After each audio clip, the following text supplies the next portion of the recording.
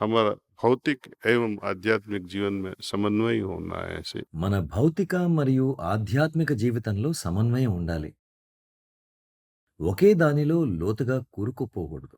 ఆధ్యాత్మికతలో నీ భౌతిక బాధ్యతలను మర్చిపోయేంతగా లోతుగా వెళ్ళకూడదు. ఆ విధంగా చేయకూడదు.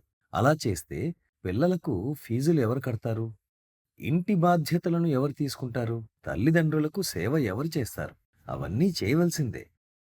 మనం పిచ్చివాళ్ళం కాదు కదా! और भौतिकता में भी इतनी गहराई में नहीं जाना है कि हमारी आध्यात्मिक। భౌతికతలో కూడా మన ఆధ్యాత్మిక బాధ్యత లేనంతగా లోతుగా వెళ్ళకూడదు. రెండూ సమంగా ఉండాలి.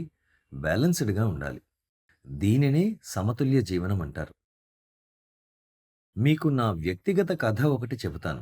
నాకు 18 సంవత్సరాల వయసులో ఇది జరిగింది.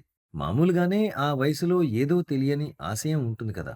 నేను కూడా వివేకానందుడిలాగా కావాలని ఉండేది. మీలోనూ కొందరికి అలాగే స్వామీజీలా అయిపోవాలనే కోరిక ఉండవచ్చు. దానర్థం ఏమిటి? గ్రామ గ్రామాన పర్యటించాలి అనే కోరిక. ఇంకేముంది? ఒకరోజు ఉదయమే నేను ఇంటి నుంచి అమ్మా, నాన్నతో చెప్పకుండా బయలుదేరాను. మా ఇల్లు నర్మదా నదికి దగ్గరలో ఉంది. ఎందుకంటే మా ఊరు నర్మదా నది ఒడ్డునే ఉంది. నేను ఆ నది ఒడ్డుకు వెళ్ళాను. అక్కడ శిథిల స్థితికి చేరిన ఒక శివాలయం ఉంది.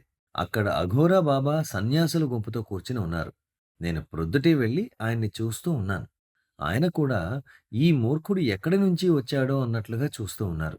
అయినప్పటికీ నేను ఒక చెట్టు క్రింద కూర్చుని ఆయన ఏం చేస్తున్నది చూస్తూ ఉన్నాను. సాయంత్రమైంది. ఆ వృద్ధ సన్యాసి నా వైపు జాలిగా ఇతడిక్కడికి ఎందుకు వచ్చాడు? ఏం చేస్తున్నాడు? అన్నట్లుగా చూశాడు. ఆయన నన్ను నీవు ఏం చేయాలని అనుకుంటున్నావు? అని అడిగాడు. మీరు నాకు గురువైతే నేను మీకు సేవ చేస్తాను అని నేనన్నాను. ప్రస్తుతం నీవేం చేస్తున్నావు? అని వారు నన్ను అడగ్గా, నేను ఫార్మసీ చదువుతున్నానని చెప్పాను.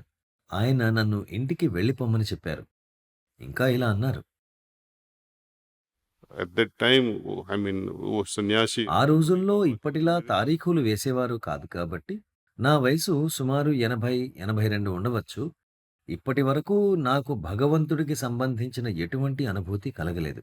ఇప్పటికీ నేను ఇలా వ్యర్థంగా తిరుగుతూనే ఉన్నాను. నీవు ఇంటికి వెళ్ళు. मुझे भी घर जाने की इच्छा होती है। నాకు కూడా ఇంటికి వెళ్ళాలని అనిపిస్తూ ఉంటుంది. కానీ జనం నన్ను తిరిగి వచ్చేశాడని నవ్వుతారు. వారి ముందు నేను అవమానించబడతాను. అయినా నన్నిప్పుడు ఎవరు గుర్తుపడతారు? నన్ను ఎవరూ గుర్తుపట్టలేరు కూడా. నాకే 82 సంవత్సరాలు. నా తల్లిదండ్రులు కూడా వెళ్ళిపోయి ఉంటారు అని చెప్పారు. అవును, ఆయన్ని ఎవరు గుర్తుపడతారు? ఆయనకు తిరిగి వెళ్ళిపోవాలనే కోరిక ఉన్నా కూడా వెళ్ళలేదు. వెళ్ళలేడు. కానీ ఆయన మాటలు నా హృదయాన్ని తాకాయి. ఎందుకంటే ఆయన కళ్ళల్లో ఒక విధమైన జాలి ఉంది. ఒక విధమైన దయ ఉంది. నేను చేసిన తప్పు నీవు చెయ్యవద్దు అని ఆయన అన్నారు.